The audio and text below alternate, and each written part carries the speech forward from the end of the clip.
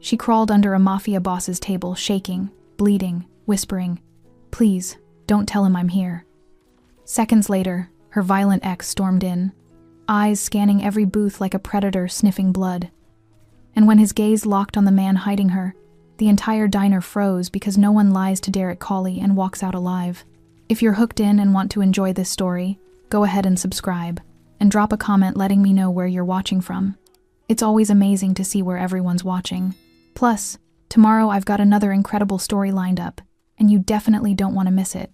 Alright, back to the story. The espresso in Derek Cawley's cup had gone lukewarm the moment he heard the kitchen door crash open like a bone breaking. He didn't lift his eyes from the newspaper spread before him.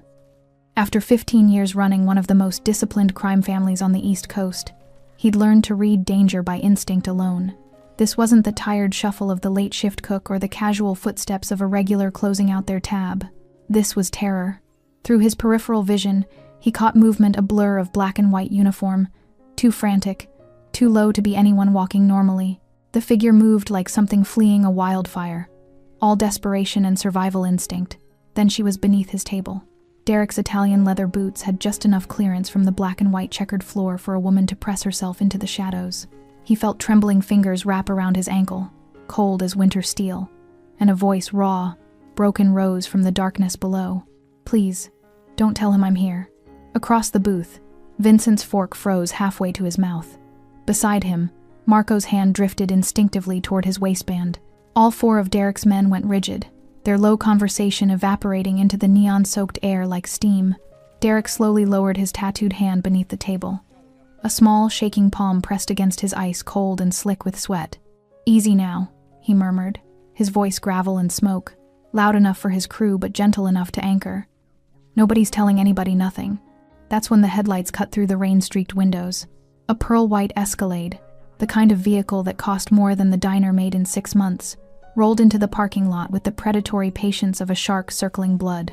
The engine idled for 3 long seconds before shutting off with a mechanical growl. Then the door opened. Evan Russo didn't enter spaces, he infected them. He was tall, sharp-featured, with slicked-back dark hair that gleamed under the diner's fluorescent lights like polished obsidian.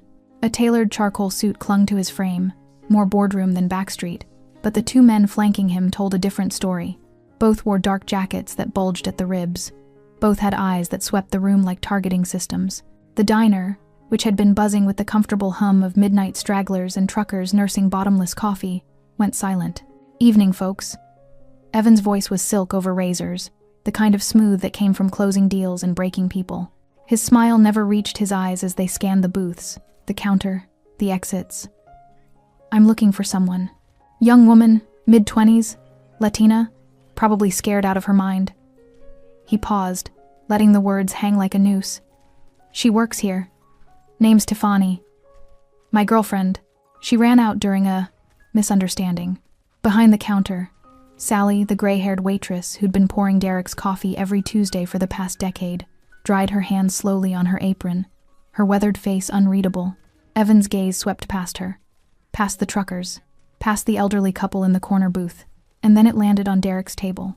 Derek didn't flinch, didn't blink, just held Evan's stare with the kind of stillness that only comes from men who've looked death in the face and found it boring. "She's not here," Derek said flatly, his voice carrying the weight of finality. Evan's smile sharpened. "I wasn't asking you, friend. Wasn't offering either." The temperature in the room dropped 10 degrees. One of Evan's men shifted his jacket, revealing the grip of a pistol. Vincent and Marco moved in sync, their chairs scraping back just enough to clear their own weapons. Sally cleared her throat, breaking the standoff. "Sir, I haven't seen any staff leave tonight. Maybe she went to another location?" Evan's jaw tightened.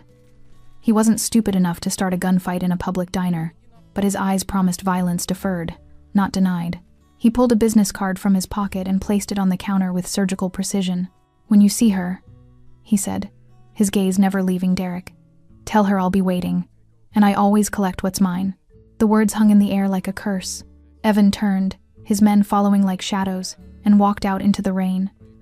The Escalade's engine roared to life, headlights sweeping across the windows one final time before disappearing into the night. Only then did Derek feel the grip on his ankle release. He leaned down, finding wide brown eyes staring up at him from beneath the table, terrified, exhausted, and framed by bruises that makeup couldn't quite hide. "If you stay," Derek said quietly, "you do it knowing one thing once I step in. There's no going back." Tiffany's voice was barely a whisper. "There's nothing to go back to." Derek nodded once. Then he stood, extending his hand into the shadows. "Then let's make sure he never finds you again." The diner emptied slowly, like water draining from a cracked basin. Rain softened against the windows. Derek's men positioned themselves strategically, Vincent by the door, Marco near the kitchen, 2 others watching the parking lot through cigarette smoke and silence. Tiffany sat in the corner booth, wrapped in a jacket that smelled like leather and gunpowder. Her hands trembled around a cup of coffee she couldn't bring herself to drink. Every headlight that passed made her flinch. Derek slid into the seat across from her, moving with the careful deliberation of someone who understood that predators and prey spoke different languages. He didn't ask if she was okay. The question would have been an insult to her intelligence. What did Evan want? His voice was low, stripped of everything except necessity. Tiffany's fingers tightened around the mug. "He thinks I stole from him." "Did you?" She met his eyes then, and Derek saw something that surprised him. Not fear, not anymore. Defiance. "Yes." The word hung between them like a lit match near gasoline. Tiffany reached into her apron with shaking hands, finding the small tear she'd sewn herself 3 nights ago. Her fingers worked the stitching loose until she pulled out a tiny object wrapped in electrical tape, a flash drive no bigger than her thumb. She placed it on the table between them like a grenade with the pin pulled. Derek studied it, then her.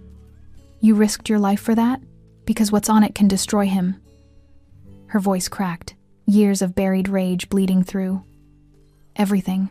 Every transaction. Every name. Every girl he..." She stopped, swallowing hard. "I was his bookkeeper. I saw things no one was supposed to see. And when I tried to leave the first time, he said he'd kill me. Said no one would believe a waitress over a successful businessman." Derek's jaw tightened imperceptibly. He'd heard versions of this story before, different faces. Same script. Power, crushing those who couldn't fight back. Vincent appeared at his shoulder with a laptop, placing it silently on the table before retreating. Derek plugged in the drive, his tattooed fingers moving across the keyboard with surprising precision. The files opened like Pandora's box. Encrypted folders labeled with dates and locations, offshore accounts in the Caymans, shipping manifests that listed textiles but showed timestamps matching known trafficking routes, and named city councilmen, district attorneys, 2 sitting judges. Derek's expression didn't change, but Tiffany watched his knuckles go white against the table's edge. "How long were you with him?" Derek asked quietly. 3 years. The first 6 months, he was perfect. Flowers, dinners, promises. Her laugh was bitter and hollow. Then the first time I questioned him about a discrepancy in the books, he locked me in his office for 2 days. No food, no water, just him, explaining very carefully how much I owed him for the life he'd given me. Derek's eyes lifted from the screen. "In the neon light, they looked like winter ice. The bruises on your wrists," he said. "Those fresh?" She pulled her sleeves down instinctively. "He got angry when I tried to access his private files. I told him I was just organizing. He didn't believe me." She paused, her voice dropping to something barely audible. "He never believes me." Derek closed the laptop with controlled precision. He leaned back, studying her with the intensity of someone solving an equation that didn't add up. "You understand what you're holding, right? This isn't just dirt on a bad boyfriend. These names," he gestured at the laptop, "half of them have connections to organizations I've spent years keeping clean distance from. You go after Evan, you're going after an entire network. I know. They'll kill you for this. Not quick either. I know that too." Tiffany's voice steadied, finding strength in the decision she'd already made. "But I can't keep being afraid. I can't keep letting him own my life." She looked directly at Derek. "I came here because I had nowhere else to go. But if you're telling me to leave, I'm not." Derek's interruption was immediate and absolute. "I'm telling you that once we start this, it's war. And war costs more than you think you're willing to pay." Tiffany's eyes glistened, but no tears fell. "He already took everything. What's left to lose?" Derek saw it then, the same look he'd worn 20 years ago, when he decided violence was the only language left to speak. The look of someone who'd been pushed past fear into something far more dangerous: purpose. He stood, sliding the laptop under his arm. "You'll stay at my place tonight. Security's better. Tomorrow, we start breaking down these files. Every name, every transaction. Why are you helping me? The question came out raw, genuine. Derek paused at the booth's edge, his back to her. Because no one helped me when I needed it, he said quietly. And I've spent 15 years wondering if I could have been different if someone had. Morning light broke through floor-to-ceiling windows like an interrogation lamp. Tiffany woke disoriented, wrapped in sheets that cost more than a month's wages, in a bedroom larger than her entire apartment had been. Derek's penthouse was all clean lines and expensive silence, the kind of place where even the air felt controlled. She found him in the kitchen, already dressed in dark jeans and a fitted black shirt, pouring coffee with the mechanical efficiency of ritual. He slid a mug across the marble counter without a word. I'm not used to this, Tiffany admitted, her voice still rough with sleep. She gestured vaguely at the opulence surrounding them. Any of this. You'll adjust. Derek's tone suggested it wasn't a comfort, just a fact. She sipped the coffee. It was perfect. Of course it was. The sound of footsteps announced Vincent before he appeared, a folder tucked under his arm. He nodded to Tiffany with something that might have been respect, then placed the folder in front of Derek. Dug into Evan Russo's history like you asked. You're not gonna like it. Derek opened the folder. His expression remained neutral, but Tiffany watched his jaw muscle twitch once, twice. What is it? She asked. Derek was quiet for a long moment. When he finally spoke, his voice carried the weight of old graves being disturbed. Evan worked for my family. 7 years ago, low-level collections, money movement. We trusted him with routes, contacts, names. What happened? He sold us out. Derek's fingers traced the edge of a photograph. Evan, younger, leaner, standing beside men Tiffany didn't recognize, fed information to the Kozlov organization. 3 of my men died in an ambush because of intel he provided. We never proved it, but I knew. Always knew. He looked up at Vincent. He disappeared before we could handle it. Vanished into legitimate business. Changed his operation. Kept his head down. Until now, Vincent added grimly. Turns out he's been building his own network. Using your old routes, your old contacts. He's been hiding in plain sight, using the trafficking operation as leverage to keep people quiet. Tiffany felt ice spread through her chest. So when he found me 3 years ago, wasn't coincidence, Derek finished. Men like Evan, they're strategic. You were young, smart, had bookkeeping experience. He needed someone he could control, someone to manage his finances without asking questions. The coffee in Tiffany's hand suddenly tasted like ash. I was a tool, from the very beginning. Derek's eyes met hers, and for the first time she saw something behind the cold exterior recognition, understanding born from shared experience. We all were, at some point, he said quietly. Vincent cleared his throat. There's more. Carlo wants to talk to you. Says it's urgent. Derek's expression darkened. Not now. He says it's about Russo, about the network. 30 minutes later, they sat in Derek's office oak desk, leather chairs, windows overlooking a city that looked cleaner from this height than it ever was at street level. Carlo, Derek's oldest lieutenant, stood near the window, his weathered face tight with concern.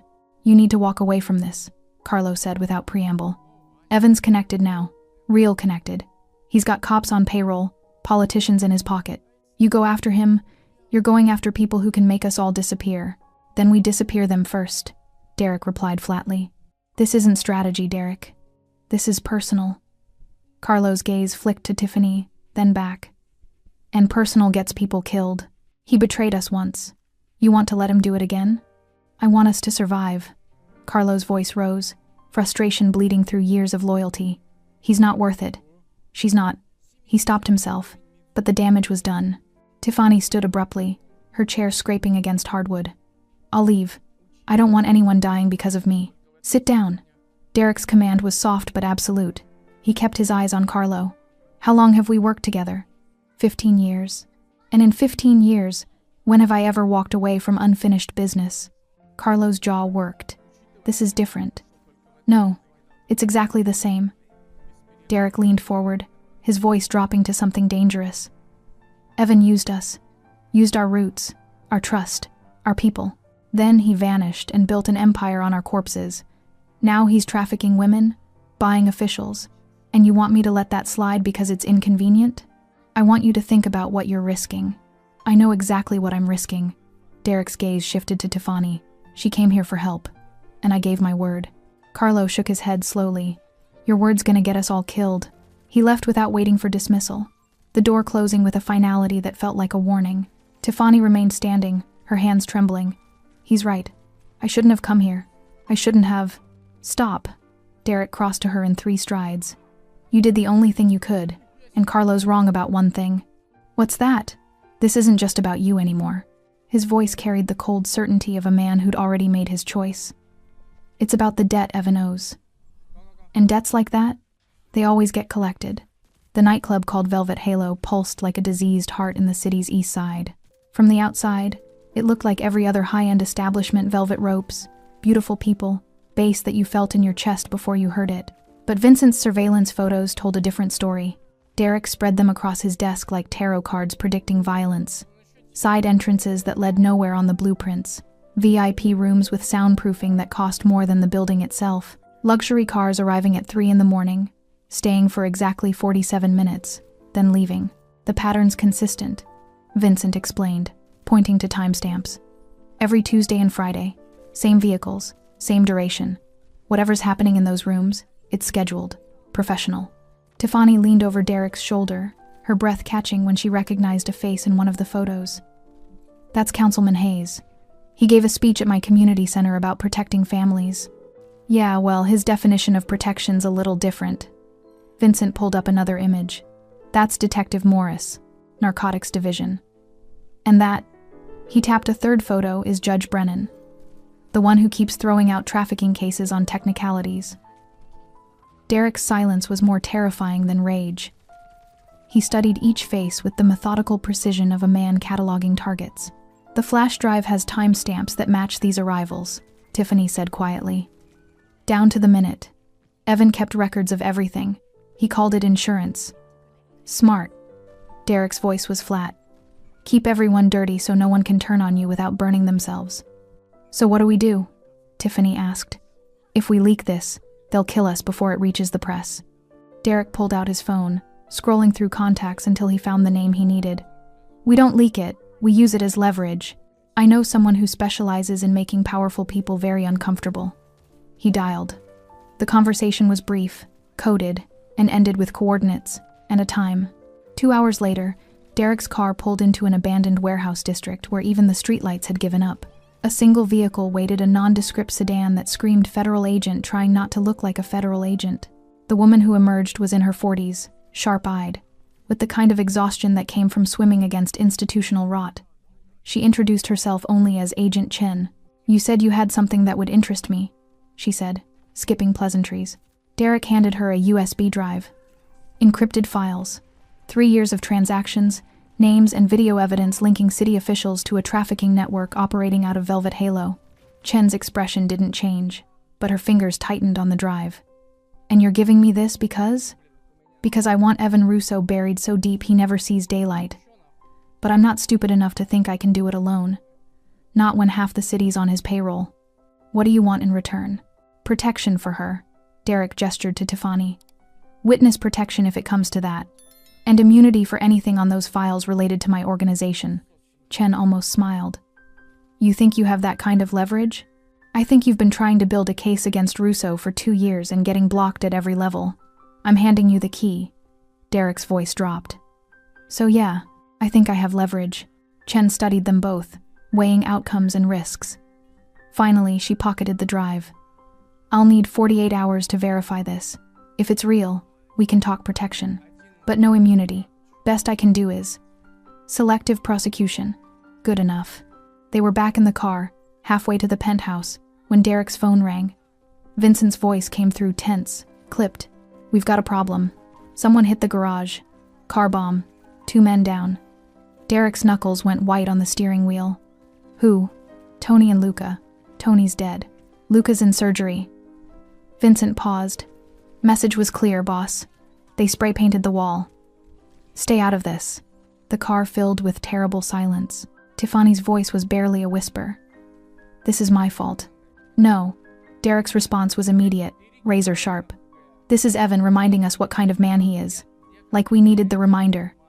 But those men knew the risks. Derek pulled over, turning to face her fully. His eyes were glacial, but beneath the ice something blazed. You think I didn't know this would cost blood? You think I thought we'd walk into his empire and he'd just surrender? He took a breath, forcing control back into his voice. Tony chose this life. So did Luca. So did I. This is what we do. We stand between monsters and the people they want to hurt, even when it kills us. I don't want anyone else dying for me, Tiffany said, tears finally breaking through. Then don't make their sacrifice meaningless. Derek's jaw set like concrete. We finish this.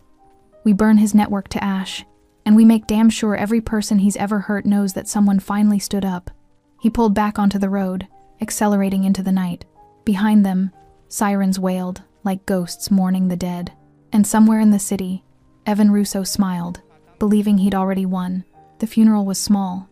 Rain fell like the city itself was mourning, drumming against black umbrellas and turning the cemetery into a landscape of mud and grief. Tony's wife stood at the graveside, her face a mask of controlled devastation, their 2 children clinging to her legs like anchors. Derek stood apart from the crowd, watching. He'd paid for everything: the casket, the plot, the college funds for the kids. Money couldn't resurrect the dead, but it was the only language he knew for apology. Tiffany stood beside him, her presence a reminder of why the grave was being dug in the first place. His daughter's 7, she whispered, watching the little girl with dark pigtails try to understand why her father wasn't coming home. Same age I was when my dad left, except hers didn't choose to go. Derek said nothing. There was nothing to say that wouldn't sound like justification. After the service, they returned to the penthouse. Derek's men were already gathering a war council forming in the living room. Maps of Evan's properties, surveillance photos, known associates, the machinery of retaliation grinding into motion. But Tiffany couldn't focus on the strategy. She kept seeing Carlo in the corner, his phone screen glowing as he typed something and quickly pocketed it. The gesture was subtle, practiced, the kind of motion someone makes when they've done it 100 times before. Her bookkeeper's instinct kicked in, the same instinct that had noticed Evan's discrepancies 3 years ago. Pattern recognition. Behavioral anomalies. She waited until the meeting dispersed, until Carlo headed toward the bathroom. Then she followed. The hallway was empty, elegant, lined with abstract art that probably cost more than most people's houses. Carlo's jacket hung on a hook outside the bathroom door, and Tiffany's hands moved before her conscience could stop them. The burner phone was in the inside pocket, still warm. Her fingers trembled as she opened the recent messages. The number was unlisted, but the texts were damning. Meeting at the penthouse tonight. Full crew. 9 p.m. He's planning something big. Wants to hit Velvet Halo directly. The girl's still with him. Access to everything. The bathroom door opened. Carlo froze, his eyes dropping to the phone in her hands. For 3 seconds, neither of them moved. Then his expression shifted from shock to calculation to something like resignation. Give me the phone, Tiffany. You're feeding him information. Her voice shook, but she didn't back down. You told Evan where we'd be. The garage. Tony died because of you. You don't understand what you're looking at. I understand betrayal pretty well, actually. She held the phone up. How long? How long have you been selling Derek out? Carlo's jaw tightened. Since the moment you walked into that diner and made this personal, Evan offered me a way out, a clean exit with enough money to disappear. All I had to do was keep him informed. You got Tony killed for money? I got Tony killed trying to save the rest of us. Carlo's voice rose, cracking with something between guilt and desperation. Derek's walking us into a war we can't win. Evan's got the whole city in his pocket. Judges, cops, politicians, you saw the files. We're not taking down one man. We're taking on an entire system. And systems don't fall. They crush people stupid enough to fight them. So you just gave up? Decided to help the monster? I decided to survive. Carlo took a step closer. And you should too. Take the money Evan's offering and disappear. Derek's already dead, he just doesn't know it yet. And everyone standing beside him? We're all corpses waiting to drop. Tiffany's grip tightened on the phone. Derek trusted you. Derek's trust is a death sentence. Carlo's eyes softened slightly, almost pleading. I've followed him for 15 years, watched him make the hard calls, bury the bodies, carry the weight. And you know what I learned? Loyalty doesn't keep you warm when you're bleeding out in an alley. It just makes sure you die for someone else's cause. His cause is stopping Evan from hurting more people. His cause is redemption he'll never get. Carlo shook his head. You think saving you makes up for the things he's done? The people he's killed? Derek's not a hero, kid. He's just a different kind of monster. And monsters always destroy the things they try to protect. The sound of footsteps echoed down the hall. Derek appeared, his eyes moving from Tiffany to Carlo to the phone in her trembling hands. His expression didn't change, but the temperature in the hallway dropped 20 degrees. How long? Derek's voice was quiet, deadly. Carlo straightened, meeting his gaze. Long enough. Derek's hand moved to his waistband, but Tiffany stepped between them. Don't. Please. Just let him leave. He got Tony killed. And killing him brings Tony back? Tiffany's voice cracked. I've seen enough death. Please, Derek. Just let him go. Derek stared at Carlo with 15 years of history and partnership reflected in his eyes. Then, slowly, he lowered his hand. You've got 60 seconds to walk out that door. After that, if I ever see you again, I won't hesitate. Carlo nodded once. Then he turned and walked toward the elevator, each step echoing like a countdown. When the doors closed, Tiffany finally released the breath she'd been holding. Derek took the phone from her hands, scrolling through the messages.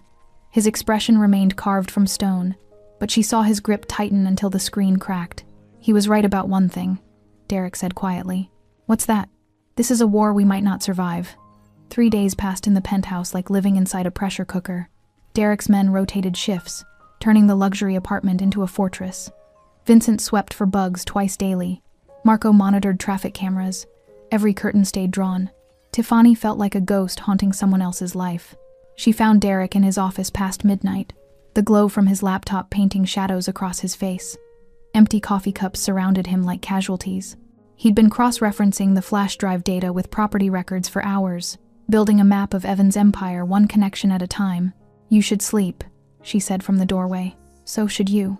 She entered anyway, sinking into the leather chair across from him. I can't just hide here while you do everything. I need to help. Derek didn't look up from the screen. You've already helped. The drive, the information, isn't enough. Tiffany leaned forward, her voice urgent. I know how Evan operates. I know his patterns, his contacts, the way he structures deals. For 3 years, I was the one organizing his life.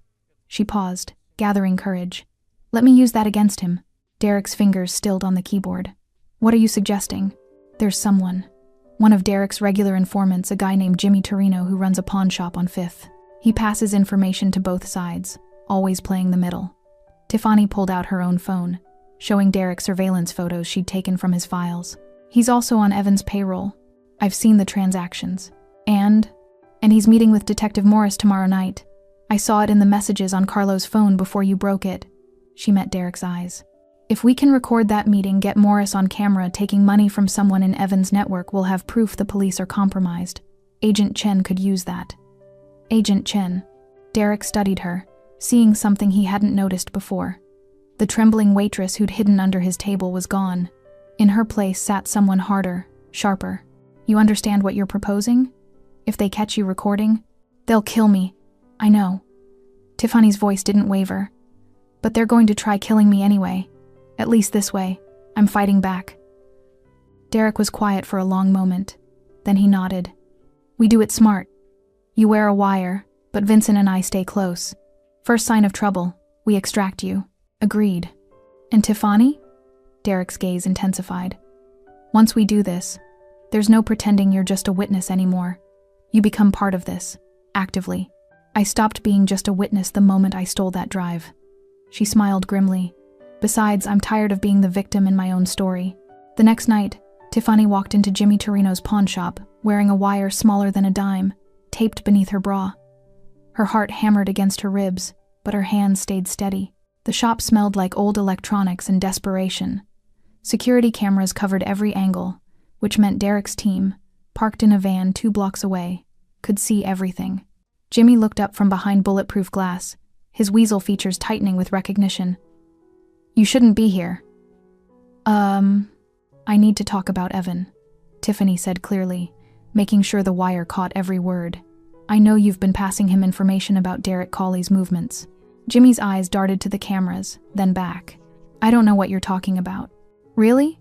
Because I have bank records showing regular deposits from one of Evan's shell companies to your account. $5,000 every 2 weeks.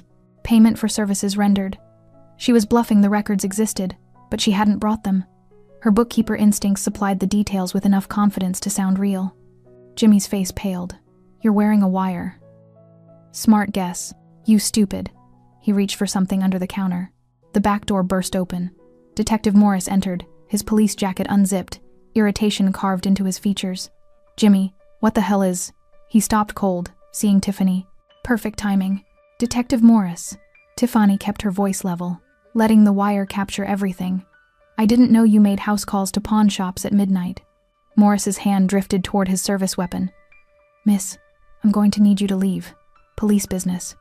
"Funny. I thought accepting bribes from criminal organizations wasn't standard police business. Or is that a new policy?" She watched his expression shift from confusion to fury to calculation. "How much is Evan paying you to look the other way?" "More than Jimmy gets, I hope." "You're taking a bigger risk. You don't know what you're doing," Morris said, his voice low and dangerous. "I know exactly what I'm doing."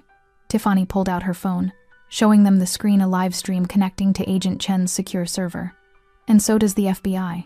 Smile, detective. You're being recorded by more than just me." Morris lunged forward, but the shop's front window exploded inward. Derek and Vincent came through like avenging angels, weapons drawn, moving with the brutal efficiency of men who'd done this 1,000 times. "Hands where I can see them," Derek ordered, his gun trained on Morris. The detective froze, weighing options.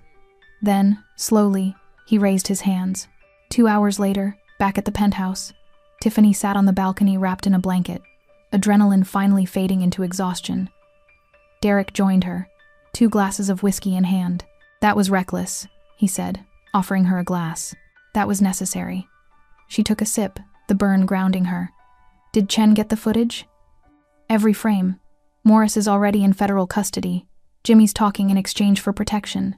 Derek looked at her with something that might have been admiration. "You did good." "I did what you taught me." "What's that?" "That sometimes the most dangerous thing you can do is stop being afraid." Derek smiled, the first real smile she'd seen from him. "You're starting to sound like me. God help us both." They sat in comfortable silence, watching the city lights blur in the distance. For the first time since she'd crawled under that table, Tiffany felt like she wasn't just surviving. She was winning. The warehouse on Pier 9 had been abandoned for 3 years, rusting quietly into the harbor like a beached ship. Vincent had chosen it specifically isolated, multiple exits, clear sightlines. The meeting with Agent Chen's task force was supposed to be routine. Hand over additional evidence, coordinate next steps, establish timeline for Evan's takedown. Derek should have known better than to trust routine. They arrived at dawn, when the sky was still gray and uncertain. Derek, Vincent, Marco, and 2 others, a skeleton crew. Tiffany had insisted on coming despite Derek's protests. "I'm the one who knows the financial structure," she'd argued. "They'll need me to walk them through the accounts." Now, standing in the cavernous space with morning light bleeding through broken windows, Derek's instincts screamed danger. The task force was late. 15 minutes. Then 30. "Something's wrong," Vincent muttered, hand resting on his concealed weapon. Derek's phone buzzed. "Unknown number," he answered. "Hello, Derek." Evan's voice was silk and venom. "I believe you have something of mine." Derek's blood turned to ice. "How did you—" "Carlo, please." He was useful but obvious. Evan's laugh was cold. "You should have killed him when you had the chance. Before he told me everything, including where you'd be this morning." The line went dead. Derek spun toward Tiffany. "Get down." The first bullet shattered a window. Then the world exploded into chaos. Gunfire erupted from elevated positions, the catwalks, the loading platforms, every high point. Professional, coordinated, at least 8 shooters, maybe more. Derek's men returned fire, but they were exposed, outgunned. Marco took a round to the shoulder and went down hard. Vincent dragged him behind a concrete pillar, cursing. Derek grabbed Tiffany, covering her body with his as bullets sparked off metal around them. "Stay low. Move when I move." They scrambled toward a stack of shipping containers, using them for cover. Derek's mind raced, calculating angles, counting shooters, measuring survival odds, all of them grim. Another volley tore through their position. One of Derek's men, Tommy, screamed once and went silent. "We're pinned," Vincent shouted over the gunfire. "They've got every exit covered." Derek's jaw tightened. This wasn't a random hit. This was execution, carefully planned. And Carlo's betrayal had set the stage. Tiffany's hands shook as she pressed herself against the container. "This is my fault. I should never have." "Not now." Derek cut her off. He keyed his radio. "Marco, can you move?" Shoulders torn up, but yeah. "There's a drainage tunnel 30 yards east. We make a run. We might—" A new sound cut through the gunfire. A vehicle approaching fast. Black SUV, ramming through the warehouse's side entrance like a battering ram. It skidded to a stop, and the door opened. Carlo stepped out. For one crystalline second, Derek thought he'd come to help. Then he saw the man beside Carlo, Evan Russo, immaculate in a gray suit, flanked by 4 armed contractors. "Stop firing," Evan called out calmly. The shooting ceased immediately, leaving only ringing silence and the smell of cordite. Evan walked forward slowly, shoes clicking on concrete. Carlo trailing behind like a shadow filled with regret. Derek Cawley, the ghost who wouldn't stay buried. Evan's smile was a knife dressed in charm. "You should have taken the hint with the car bomb. Should have walked away." "Where's Agent Chen?" Derek demanded, still shielding Tiffany. "Federal custody, along with her entire task force." Evan's smile widened. "Turns out when you have a federal judge in your pocket, you can make pesky investigations disappear." Chen's computer was mysteriously filled with fabricated evidence. Career suicide. Tragic, really. Derek's grip on his weapon tightened. "You can't buy everyone." "No, but I can buy enough." Evan's gaze shifted to Tiffany, his expression darkening. "Hello, baby. Miss me?" Tiffany stood slowly, Derek's hand on her arm trying to hold her back. But she shook him off, stepping into view. "You're going to lose, Evan. Even if you kill us, the evidence is already out there. Evidence that's been thoroughly discredited by federal investigators." Evan skecked. "Poor Agent Chen. Building a case on falsified documents. Conspiracy theories. No one will believe anything tied to her now." Carlo stepped forward, his face ashen. "Evan, you said if I gave you the location, you'd let them walk away." "I said a lot of things." Evan didn't even look at him. "Just like you said a lot of things to Derek for 15 years. We're all liars here." Evan didn't even. He raised his hand, and his contractors lifted their weapons. Derek pushed Tiffany behind him, weapon raised, knowing it was futile. They were surrounded, outgunned, out of options. This was how it ended. Not in glory, but in a rusted warehouse with morning light streaming through bullet holes. Then Carlo moved. He drew the pistol Derek hadn't taken from him 3 days ago, the mercy that was supposed to mean exile, not redemption, and fired 3 times in rapid succession. 2 of Evan's contractors dropped. The 3rd took cover. Chaos erupted again. "Go!" Carlo screamed at Derek.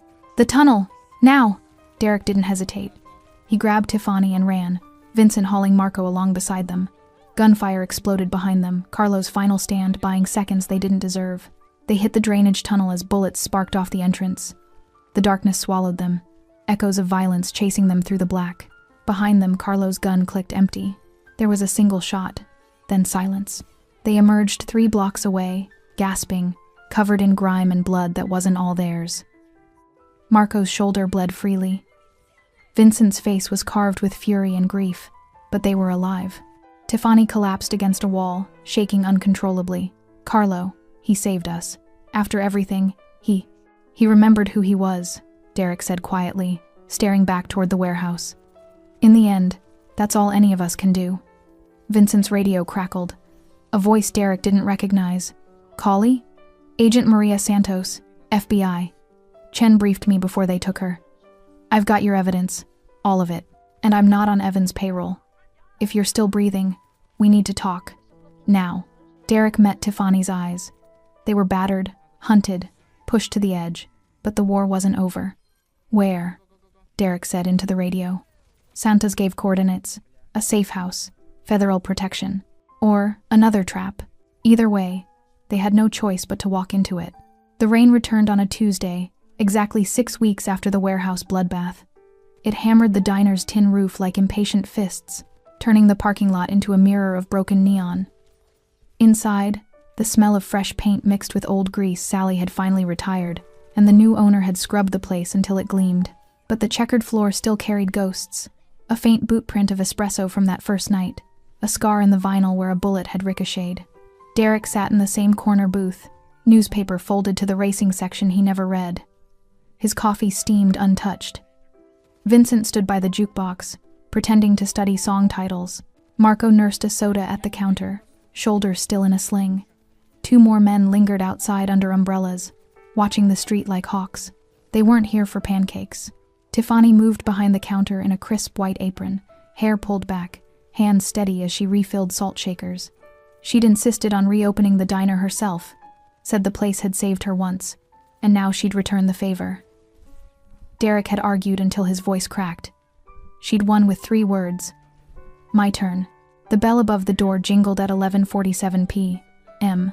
Evan Russo stepped in first, rain dripping from his cashmere coat. The tailored suit beneath was new, but the arrogance was vintage. A fresh scar ran from his left ear to jaw courtesy of the warehouse glass Tiffany had shattered across his face. 4 men followed, spreading out with practiced menace. The diner's 3 late-night customers, a trucker, a nurse, an insomniac poet froze mid-bite. Evan's smile was a razor dipped in honey. Evening, folks. We're closed for a private party. The trucker reached for his wallet. I'll just sit, Evan said softly. The man sat. Tiffany's hand slipped beneath the counter, fingers brushing the panic button Derek had installed. She didn't press it. Not yet. Evan's gaze found Derek. You always did like this dump. Sentimental. Derek folded the newspaper with deliberate calm. You always did like entrances. Subtlety's not your color. Evan's men fanned wider. One locked the door. Another flipped the open sign to closed. The neon buzzed, flickered, steadied. Tiffany stepped out from behind the counter, apron strings knotted tight. You're bleeding on my floor. Evan glanced down rainwater mixed with a thin line of crimson from the healing scar. Your floor? Cute. Last I checked, this place belonged to the city health code violations. It belongs to me now. Her voice didn't shake. Paid in full. You're trespassing. Evan laughed, the sound sharp enough to cut glass. You think a deed stops me? I own judges, sweetheart. I own the DA who'll bury your little assault charge. I own the cops who'll swear you attacked me first. He took a step closer. I own you. Derek rose slowly, chair scraping like a warning. You own nothing here. The room temperature plummeted. Vincent's hand drifted inside his jacket. Marco set his soda down with a click that echoed like a round chambered. Evan's smile thinned. Still playing hero? Collie? How many men have to die before you learn the game's rigged? None tonight, Derek said. Because you're not walking out with her. Evan snapped his fingers. His men drew Glocks, suppressors glinting under fluorescent light. Derek's crew answered in kind. 6 guns on 6 guns.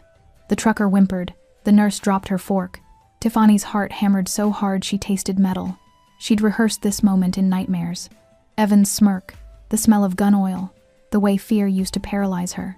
But tonight, fear had company rage, bright and molten. She pressed the panic button. Outside, sirens wailed to life distant, then closer, then deafening. Red and blue lights painted the windows like war paint. Evan's composure cracked. What did you? Federal task force, Tiffany said, stepping into the open. Agent Santos sends her regards. Your judge? Arrested an hour ago. Your DA? Singing to the FBI. Your cops? Wearing wires? She smiled, small and fierce. Turns out, when you spread corruption thin enough, someone always flips. Evan's face twisted. You lying? Check your phone, Derek said. Evan fumbled for it. The screen lit with headlines FBI raids Velvet Hollow, corrupt officials in custody. Evan Russo wanted. The diner door rattled, locked. Evan's men shifted, uncertain. One glanced at the exit. Another looked at Evan like he was suddenly radioactive. Derek took a step forward. Your empire's ash. Your protection's gone. You've got 1 play left. Evan's gun came up fast, aimed at Tiffany's chest. Then I take her with me. Time slowed. Tiffany saw the tremor in Evan's wrist, the first crack in the facade. She saw Derek's finger tighten on his trigger. She saw Vincent calculating angles, Marco bracing his bad shoulder. She saw the booth where she'd hidden, terrified, 6 weeks ago, and she moved. Tiffany dove left, shoulder rolling across the counter as Evan fired. The bullet shattered the coffee machine behind her, steam hissing like a dragon's dying breath.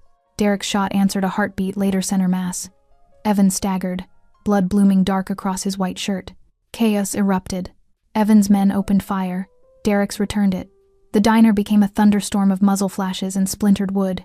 The jukebox exploded in a shower of vinyl and sparks. The trucker screamed, crawling under a table. The nurse dragged the poet with her. Tiffany scrambled on her belly, glass crunching beneath her palms. She reached her booth, and yanked open the underside panel Derek had reinforced weeks ago. Inside, a sawed-off shotgun, loaded with beanbag rounds. Non-lethal, symbolic. She rose like a phoenix from the ashes of her old life. Enough! Her voice cut through the gunfire, raw but unbroken. She racked the shotgun. The sound was thunder in miniature. Every gun swiveled toward her. Evan clutched his side, blood seeping between his fingers. Tiffany, shut up. She leveled the barrel at his chest. You don't get to say my name anymore. Sirens screamed closer. Tires screeched outside. FBI vests poured through the unlocked side door. Santos in the lead, weapon drawn. Federal agents. Drop them. Evan's remaining men hesitated, then lowered their weapons. Derek's followed suit. The diner fell into stunned silence, broken only by the hiss of steam and the drip of blood on tile. Santos cuffed Evan herself, reading him his rights like a lullaby. He stared at Tiffany the entire time, betrayal and disbelief warring in his eyes. You set me up, he rasped. No, Tiffany said. I stopped letting you. Derek crossed the wreckage, boots crunching glass. He stopped beside the booth where it all began. Evan lay crumpled against it, breathing shallow.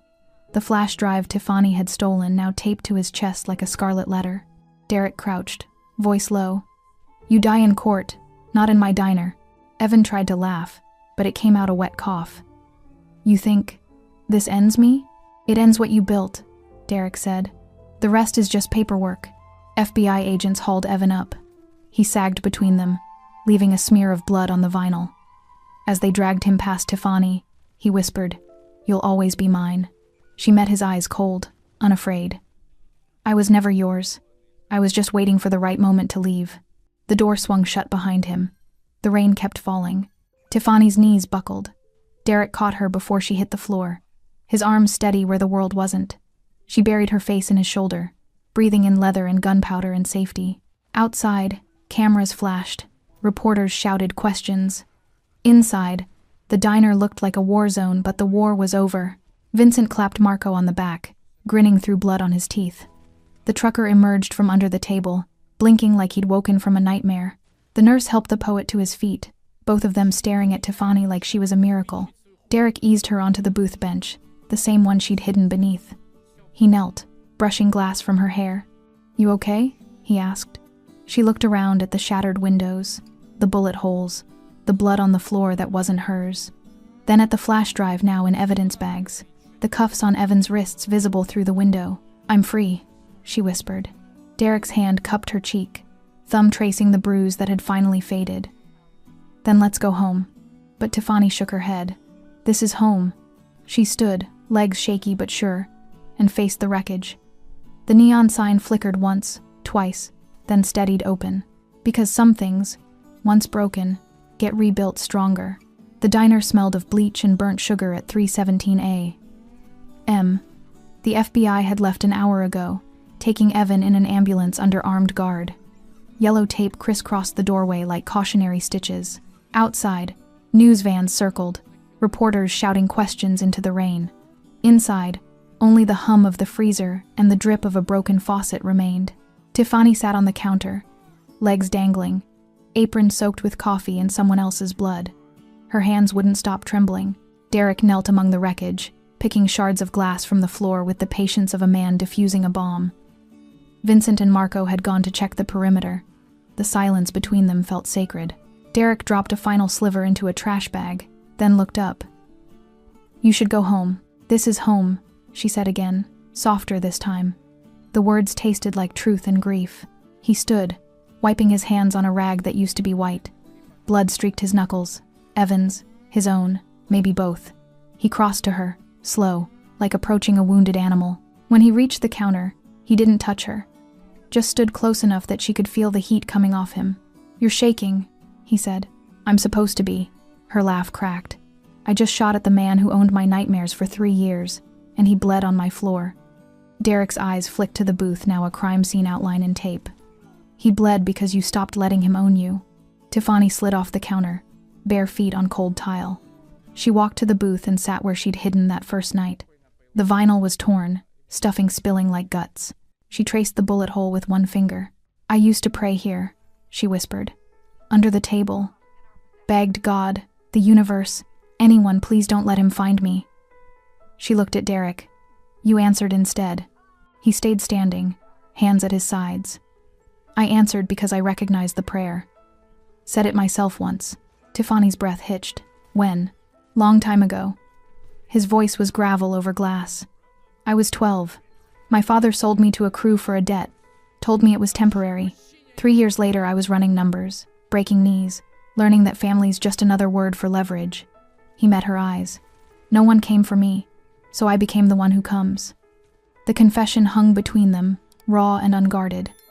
Tiffany felt the weight of it settle in her chest, his past mirroring hers in ways she hadn't expected. "I tried to kill myself," she said suddenly. The words tumbled out before shame could stop them. "Second year with Evan. He'd locked me in the penthouse for a week. No food, just water, and his voice telling me I was nothing without him. I found pills in the bathroom. Took 20. Woke up in the ER with him holding my hand, crying like he cared." She swallowed. "He told the doctors I was unstable. Got me committed for 72 hours. When I came home, he'd replaced every mirror so I couldn't see what he'd done to me." Derek's jaw flexed. He took one step closer, then stopped like touching her might break something sacred. "I'm sorry," he said. The apology was simple, devastating. "Don't be." Tiffany stood, closing the distance herself. "You gave me a mirror tonight, showed me I'm not the girl who hides anymore." She reached for his hand. He let her take it. His palm was calloused, warm, steady. She turned it over, tracing the tattooed knuckles, loyalty inked in Old English, a skull wearing a crown. "You don't owe him your pain anymore," he said, echoing her earlier thought. "You owe yourself peace." The tears came then silent, unstoppable. Not the frantic sobs of fear, but the slow release of a dam finally cracking. Derek didn't move to wipe them away. He just held her gaze, letting her cry without audience or judgment. When the storm passed, she leaned her forehead against his chest. He smelled like gunpowder and rain, and something that felt like safety.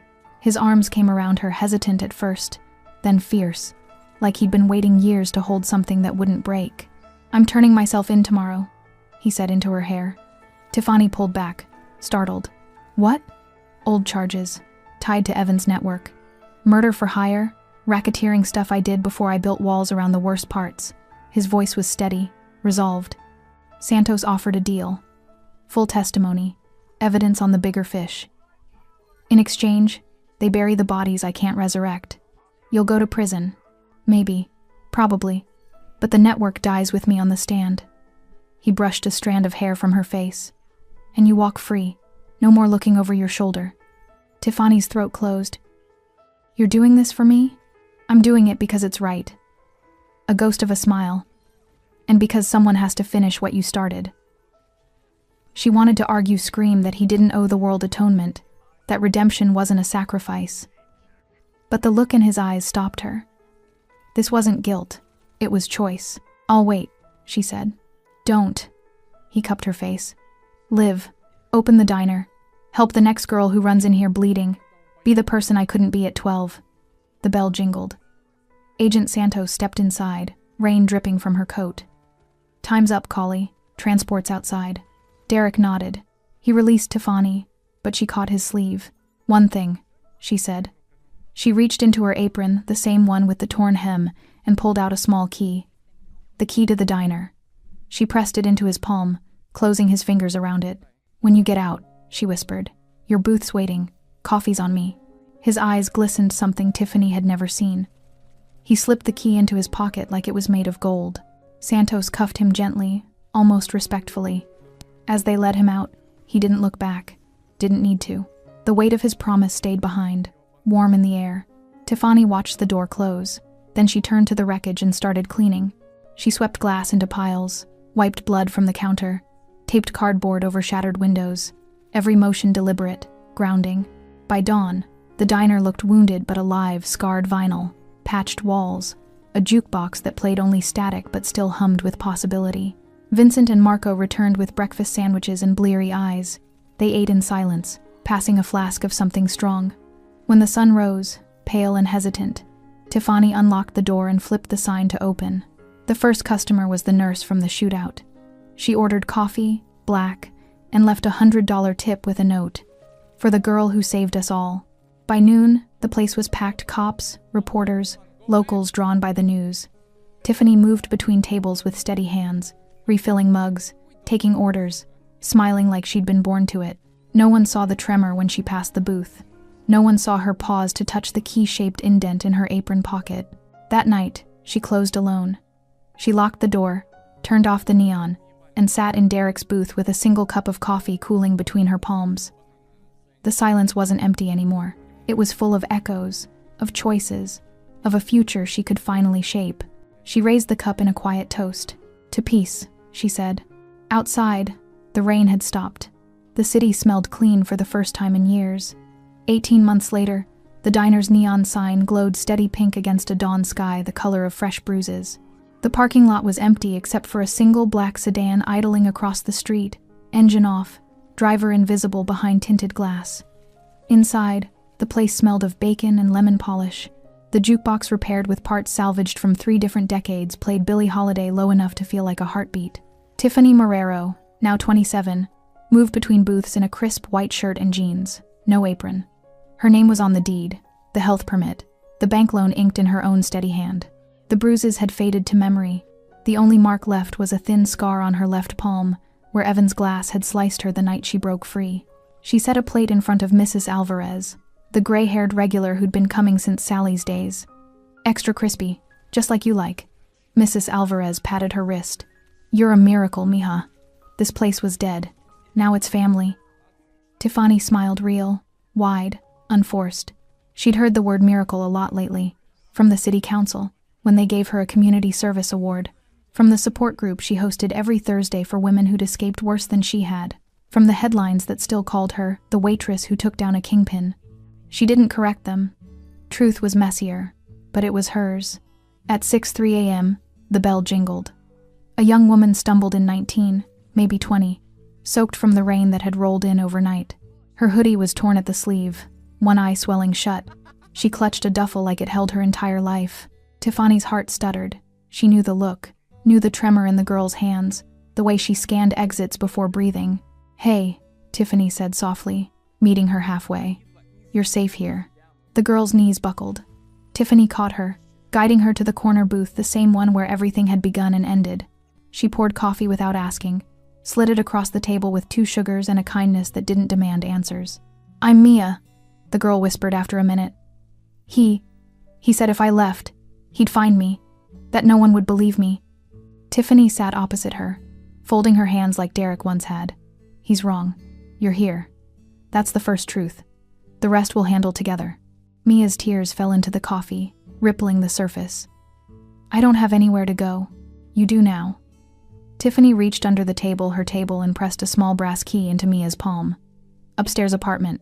Locks new, showers hot. Sleep as long as you need." Mia stared at the key like it was a lifeline. "Why are you helping me?" Tiffany glanced out the window. The black sedan was still there, a shadow keeping watch. "Because someone helped me once, and I promised I'd pay it forward." The morning rush began: truckers, nurses changing shifts, a cop who nodded respectfully instead of suspiciously. Tiffany moved through it with practiced grace, refilling mugs, taking orders, laughing at bad jokes. The diner had become a sanctuary, words spread in whispers. If you were running, bleeding, or just done being afraid, the neon sign meant open arms. At 8:47 a.m., the bell jingled again. This time, the man who entered wore a cheap suit and a tired smile. His hair was shorter, grayer at the temples. The tattoo on his knuckles had faded, but the skull still wore its crown. "Derek Cawley?" The diner fell quiet. Mrs. Alvarez gasped. The cop stood halfway out of his booth. Tiffany froze with a coffee pot in mid-pour, steam curling between them like a question. Derek's eyes, still winter ice, but softer now, found hers across the room. He raised both hands, palms open. "I come in peace, and hungry." Tiffany set the pot down with shaking hands. She crossed the floor slowly, afraid he'd vanish if she moved too fast. When she reached him, she stopped an arm's length away. You're out, she said.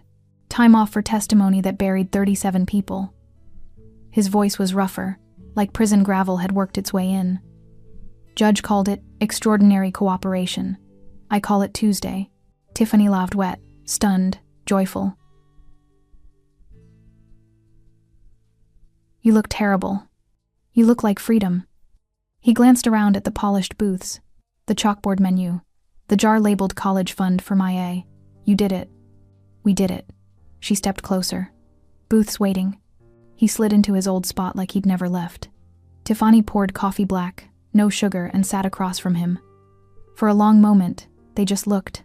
18 months of letters smuggled through lawyers, of courtrooms and confessions, of nights she'd fallen asleep clutching the key he'd returned in an evidence bag. You kept it, he said, nodding at the brass key now, on a chain around her neck. Never took it off. She touched it. Figured it was half the promise. Derek wrapped his hands around the mug, warming them. Heard you turned this place into a halfway house for runaways. Safe house, she corrected. Difference is, they leave when they're ready, not when someone says they can. He nodded, pride flickering in his eyes. Evan? Life without parole. Velvet Halo's a community center now. Kids learn coding where he used to. She stopped, shrugged. You know, yeah. Derek sipped the coffee, winced. Still terrible. Some things don't change. She leaned forward. What about you? Parole board says I'm a reformed community asset. Got a job offer security consulting for nonprofits. Legit. He smirked. Turns out monsters make good bodyguards when they switch sides. Tiffany studied him, the lines around his eyes, the way he held himself looser, like the weight had shifted instead of vanished. You staying? Thought I'd ask the owner if she's hiring dishwashers. His voice dropped. Or if the booth comes with permanent residency. Outside, the black sedan pulled away. Vincent's signal that the watch was over. Derek was home. Tiffany reached across the table, lacing her fingers through his. Booth's yours. Coffee's free. But you're on probation. Burn the toast. You're out. He laughed. The sound startled a toddler at the next table into giggles. Deal. The morning light slanted through the windows, painting them gold. Mia emerged from the kitchen in one of Tiffany's old aprons, shyly taking her first order. Mrs. Alvarez snapped a photo for the local paper. Mafia boss turned reformed hero returns to diner that saved him. Derek didn't notice. He was too busy watching Tiffany watch Mia, the way her eyes shone with something fiercer than happiness purpose. Later, when the rush slowed, Tiffany locked the door and flipped the sign to close it. She led Derek upstairs to the apartment above the diner, now split into 2 small units, one for staff, one for guests. The original key still fit the original lock. Inside, the space was simple white walls, secondhand furniture, a window overlooking the parking lot. On the sill sat a single framed photo. The 2 of them outside the courthouse, the day Evan was sentenced. Arms around each other, rain in their hair, victory in their eyes. Derek picked it up. Never thought I'd see this. Proof, Tiffany said, that monsters can choose mercy, and that sometimes the bravest thing a person can do is let someone save them. He set the frame down, turned to her. I'm not here to save you anymore. Good. She stepped into his arms. I'm here to save you right back. Their kiss was slow, deliberate, like sealing a vow neither had spoken aloud. Outside, the rain had stopped. The city hummed with morning traffic, oblivious to the quiet revolution happening under neon lights. Years later, travelers would swear the diner's coffee tasted like second chances. They'd never know the full story, just that the waitress smiled like she'd outrun hell, and the quiet man in the corner booth watched her like she'd hung the moon. But Mia would know, and the girl who came after her, and the one after that, because some roads don't belong to the powerful, they belong to the brave. Thanks for sticking with this story till the end. If you enjoyed it, you're going to love the next one. It's packed with unexpected turns and heartfelt moments. Click the image on your screen to keep the journey going, and make sure to hit subscribe for more amazing stories. Drop a comment and rate this story from 1 to 10. I can't wait to see what you think. Мораль. Когда ты заходишь в интернет и видишь, как люди там в Дубае летают, покупают себе огромное количество автомобилей какие-то. Ну, много всего такого, что ты за эту зарплату себе никогда в жизни позволить не сможешь. И как человеку оставаться морально типа сильным? Что ему нужно делать? Ну, наверное, во-первых, это, наверное, все от семьи исходит, да? То есть, какая семья у тебя, как она построена. Если ты один живешь, это сложно, да, ты будешь сам себя, но у тебя, опять-таки, возможно, ну, родители, если есть, которые друзья поддержат тебя в какой-то момент, хотя бы просто отвлекут тебя от этих мыслей. А если у тебя, к примеру, там, семья, жена, к примеру, да, есть дети, то тут, наверное, поддержка только от них исходит какая-то. Вот. Чтобы не упиваться в своих мыслях о том, что какая нынче сложная жизнь. И, наверное, других-то вариантов, в принципе-то, и нету. Какие вот еще варианты, в принципе, изменить, поменять свою жизнь настолько, чтобы она была, ну, казалась тебе удачной, да, реализованным себя в жизни, в чем-то. В чем, вот как проявляется на самом деле у нас реализованность? Наверное, у 90% случаев это финансовое благополучие, финансовая независимость. Это, наверное, одно из таких ключевых моментов, когда человек, наверное, считает себя реализованным, да, в этой жизни. То есть, как добиться этого? То есть, с учетом того, что даже возьмем нашу страну, да, сколько миллионов людей здесь живет, как каждому добиться этого результата? Непонятно. И с каждым годом просто ситуация становится все хуже и хуже. Все дорожает, люди зарабатывают либо столько же. Ну, даже если они зарабатывают столько же, на самом деле этого все уже недостаточно. К чему это все приведет на самом деле? В оконцове, наверное, мир погрязнет в большую депрессию в какую-то. Какие-то войны, возможно, или еще что-то еще больше глобальных таких вещей, которые не приведут ни к чему хорошему на самом деле. Поддержка каждого человека именно для того, чтобы он держался, наверное, морально, заключается в том, что, ну, наверное, дом, в который ты приходишь, должен быть крепостью твоей, да, что это единственное должно быть место, где ты будешь чувствовать себя под защитой. Для этого было придумано, наверное, своя пещера изначально, потом свои какие-то чумы, палатки различные, да, потом все это превратилось, на данный момент это у нас дома, квартиры, в которые мы приходим и должны ощущать себя в безопасности, чтобы можно быть немного морально расслабленным с учетом того, что ты выходишь каждый день на работу, на улицу, и все равно давление вот это вот, оно все равно присутствует.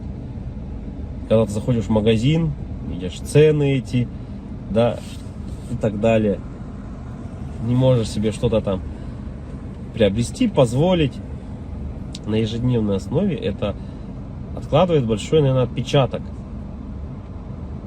Не, наверное, а точно. И поэтому, когда возвращаясь домой, ты чувствуешь, вот хотя бы есть типа уголок того места, куда ты можешь прийти.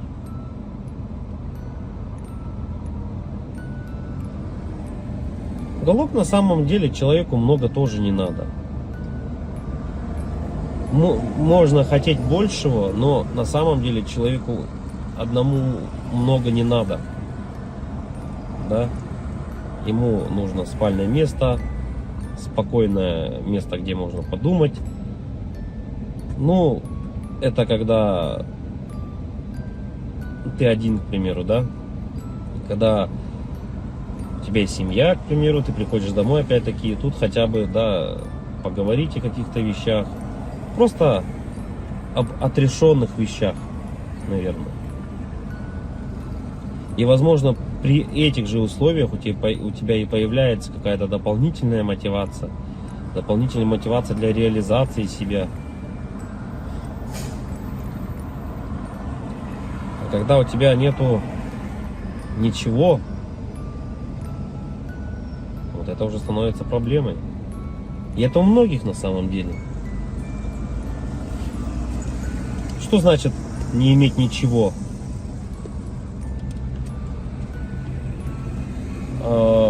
Тут, наверное,